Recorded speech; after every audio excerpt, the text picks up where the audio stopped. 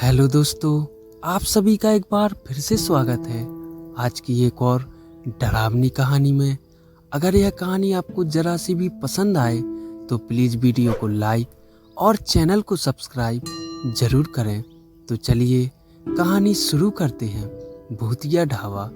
एक दिन बच्चों ने पिकनिक जाने की बात कही। यह सुनते ही अंकिता की रूह कांप गई, क्योंकि उसे एक पुराना किस्सा याद आ गया।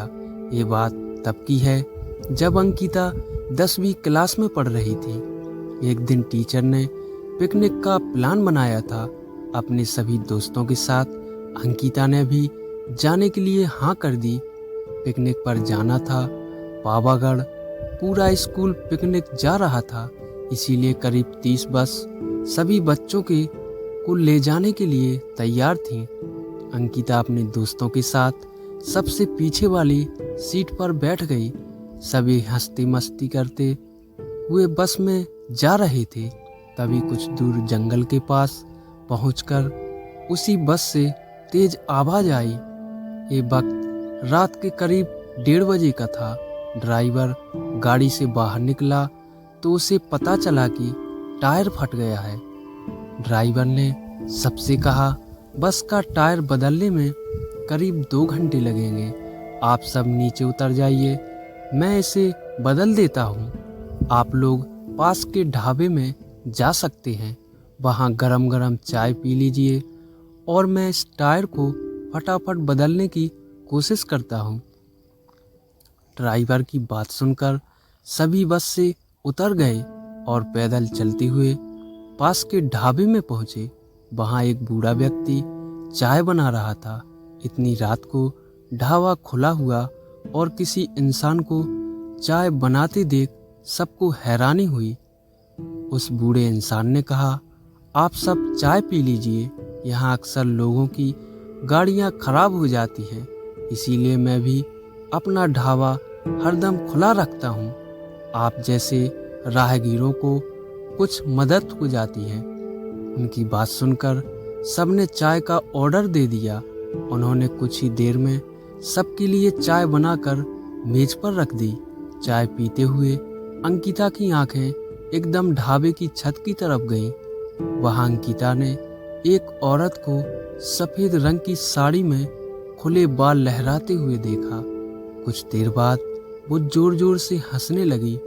भले ही हंसने की आवाज किसी को सुनाई नहीं दे रही थी, लेकिन अंकिता ने उसे मुंह खोलकर हंसते हुए देखा था। यह सब देखकर अंकिता ने डर के मारे आंखें नीचे झुका लीं। कांपते हुए किसी तरह से अंकिता ने चाय दोबारा पीना शुरू ही किया था कि उसी वक्त जोर जोर से किसी के चिल्लाने की आवाज जंगल की ओर से आई। ढाबे में बैठे हुए सभी बच्चे और टीचर उस आवाज को सुनकर डर गए। सबको डरा हुआ देखकर उस बूढ़े इंसान ने कहा कि मैं देख कर आता हूँ क्या हुआ है, आप लोग यहीं बैठे रहो। इतना कहकर वो आवाज की तरफ बूढ़ा बढ़ गया। तभी एक लड़की को खून की उल्टी लगातार होने लगी। उसको देखकर सबकी हालत और खराब हो गई। उसी समय एक टीचर ने कहा कि तुम सब आग जलाओ और उसके बगल में बैठ जाओ।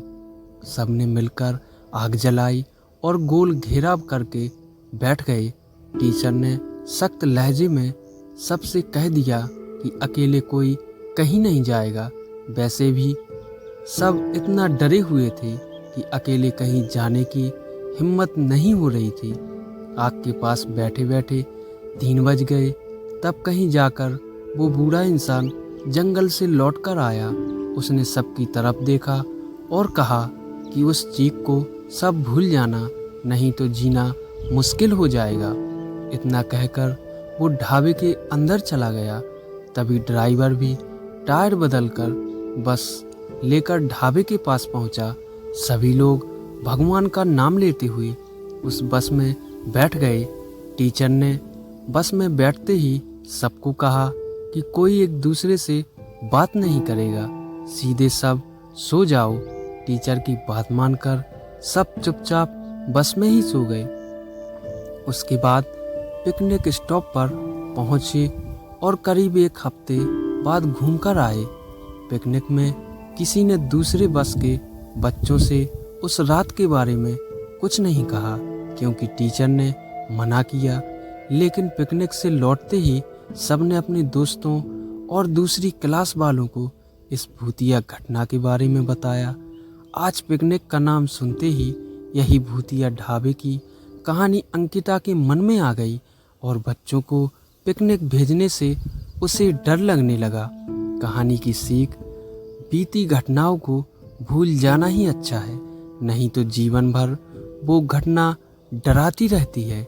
दोस्तों, यह छोटी सी कहानी आपको कैसी लगी कमेंट में हमें ज़रूर बताएं और वीडियो को लाइक और चैनल को सब्सक्राइब ज़रूर करें। धन्यवाद।